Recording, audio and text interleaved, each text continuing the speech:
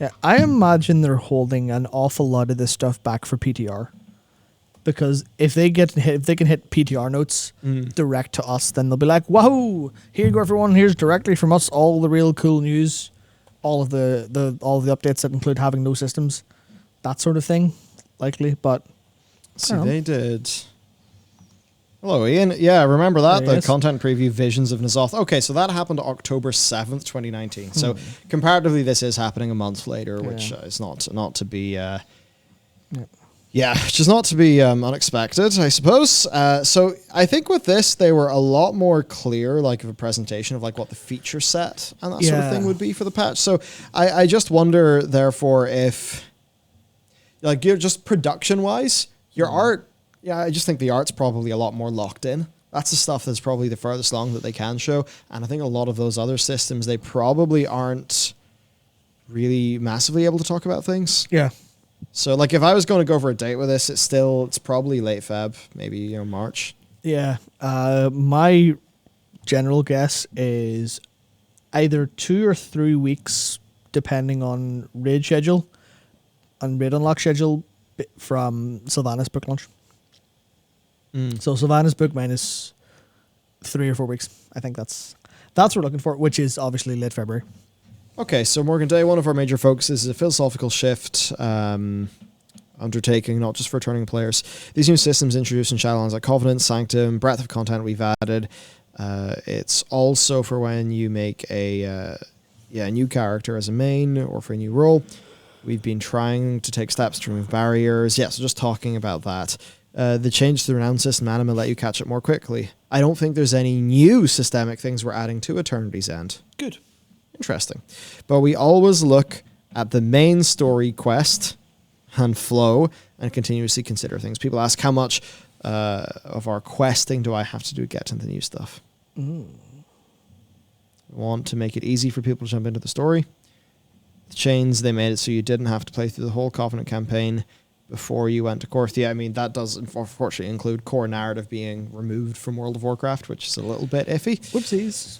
Similarly, we'll let you jump into the action of Eternity's End and get to Zereth Mortis. There will be opportunities for you to get gear to get you to the baseline where you feel successful playing through the story content there. Feel successful. Incomplete forms.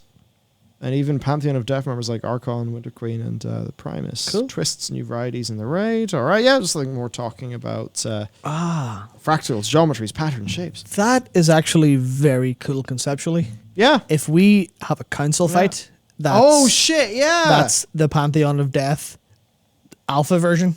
That's really cool. That would actually be, honestly, that would be a fun thing to play with. Should do more of that. Yeah, it's just some of talking about, guarding the first ones, Cymox. So, yep, we have seen that stuff. It's pretty cool style, I'll definitely say. Them talking about... Okay, yeah, so if you're into PvP or Mythic Plus, you can get the tier sets from the Great Vault, but not from the chest at the end of a dungeon, or... Now, that's not good. I don't like this. I don't like Great Vault. No, please, sir. Oh, random bing bing wahoo box. Yeah. Oh, boys. Do you want your tier gear? Well, make sure and do all of the content every week, please. Thank you. Because determinism is for losers. Fuck, man. Sorry, I mean determinism is anti-engagement. So imagine there'll... Well, I'm going to keep reading. Okay. Oh, okay. Okay, no, we're okay. Well, we're sort of okay there. Yep. Thanks for telling us to keep reading. However, we've made some changes. Sometime After? Unless they just mean when raid release happens, maybe. Yeah. Hopefully they mean that and don't mean... Oh, yeah, it'll be... They're just hyping up the patch where they fix the patch. No. Yeah. It'll probably be with the raid. Yeah, or if not with the raid, it'll be, as part of the story unlock. Like, hey, first week, you don't have this shit. Second week, you play around the Forge of the Afterlife and you get it. That sort of thing. Oh, no, this is it. Okay, no, definitely need to read on. Yeah. They're putting the catch-up system in at the beginning. Whew. So, right, sometime after Eternity's End releases, you'll unlock a Forge of Creation system and earn a new currency. This currency, along with an item from PvP or dungeons, can be transformed into a set piece. This is supposed to work like a bad luck protection, or again, for people wanting to make new characters or catch up if you've started late. That's not bad. We normally might have patched this in much later, but we wanted to introduce these systems earlier to give players a clearer roadmap. We're looking forward to getting feedback from players on the system, since it's a much different way to get tier sets this time around. Set bonuses themselves will be similar to ones from the past, featuring fun, unique benefits for a certain playstyle with sweeping bonuses if you decide to change. We explored bonuses swapping if you decide to change. We tried to explore a little to get rotations to become more fresh and unique. Good. That's exactly what we want to hear. Great. I'm interested in one specific, though.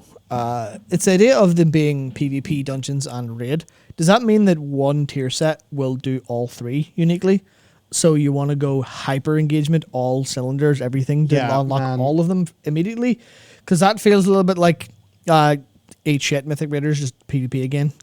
Buy boosts in PvP again, please. Even as a heroic raider, I'm going to feel like I want to do that. And yeah, so that's one of the problems, but bonuses swapping if you decide to change is interesting.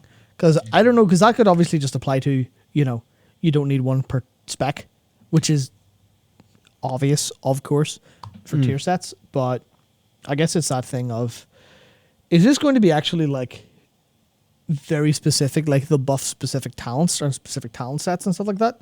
Because playstyles changing isn't specs. Playstyles changing is, hey, I'm going to stop playing, I'm going to stop playing Breath of Sindragosa for whatever reason. I think to players. So I'm interested to see if that's actually true or not. Obviously, if it's just swap the spec, that'll be a little bit boring, but fair enough. Yeah. So what kind of mechanics in the zone, raids, etc. are you most excited? So Steve says that it's the Cypher of the first ones. It was really exciting because it brought the whole team together to tell a story. They knew they wanted Zereth Mortis and its creatures, the Automa, to feel different, not just another branch of creatures you see when entering a zone. An advanced culture, a rung above everything else we've seen in the Cosmic Ladder. Yeah, they have this runic pattern of ciphers. They want players to not learn all of it at once and suddenly understand it, but to have it unfold. There'll be multiple phases to learning this complex geometric-based language. You could learn part of it to communicate, but when it comes to understanding consoles or unlocking other benefits, you need to learn the rest. There's a game, Heaven's Vault, that's all about sort of deciphering an ancient language, so I wonder if there's inspirations there. Good shout on that Jack thing, because that's interesting. Yeah, what is it? Yeah, so it's... I have to kind of read a little bit to get it out, because there's translation iffiness, because I think it's from the Gamer's Brave one, or Gamer Brave. I'd like to mention an important element for guilds practicing Mythic mode, wishing to try to obtain World First. The raid will not be deployed in its entirety for the first week, blah, blah, blah, blah, blah, blah, blah, blah. The first 8 bosses will be available from the opening week of Normal and Heroic. The second part, after Anduin, therefore facing the Jailer, will be accessible in all difficulty modes from the second week only. There will therefore be no way to train upstream from Mythic mode to Normal and Heroic in the last 3 bosses. So there's no Heroic last 3 bosses for a week only. It's just you're going into these Mythic last 3 bosses blind for a Mythic player. But says, interesting rules to follow for World First. Interesting to see how the best guilds adjust to this new rule. But it's interesting if they're trying to go for blind stuff on last 3 bosses. We'll see if they raid test them on PTR or not. But it could be a case of, raiders, you have not seen any of these bosses before, and you don't get a practice week on Heroic. To be fair, you can still just jump in on Heroic and practice them anyway. But if you're racing World First, you might want to go Mythic straight away. So interesting. They're definitely thinking about this stuff when they're implementing it and seeing where it'll go. So I'm very interested. Yeah, indeed. So to continue on, the wings themselves, there's a lot of fun encounters. One of the names we gave, one, is like the 3D printer wing. It constantly creates new things and prototypes these creatures, and one of the bosses in that wing is a pantheon of the prototype, or as a prototype of the pantheon of death. So you called it, Matt. You will see a version 0.1 of, say, the Archon or Denathrius, a whole council of prototypes of these creatures. That is actually really cool. That's fun. Narratively interesting as well. In the past, the final boss often had so much weight put on them in terms of stories, everything had to be resolved in one encounter.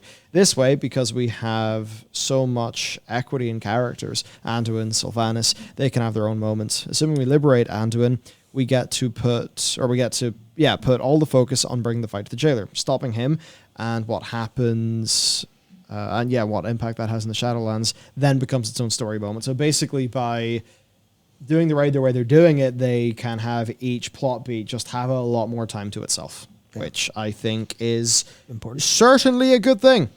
Yep. So this might be us. What do you have to say to fans who are worried you're rushing the story? So we can't talk about what's coming next, but what I can say is that when these events culminate in Eternity's End and play out, they are meant to be a conclusion to a long series of building stories. We've seen weaving their way through multiple expansions.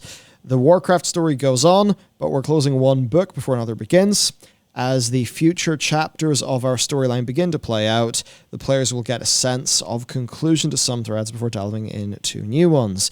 The story that unfolds will hopefully feel very organic. There are many facets to the Warcraft universe still waiting for us to explore in both the cosmic sense of Eternity's End and the more grounded events in Azeroth featuring characters we know and love, with many areas yet in Azeroth to be discovered. Or yet to be discovered in Azeroth. We're really excited about the future of the story. Okay, so we mostly dodged the question on rushing, I suppose.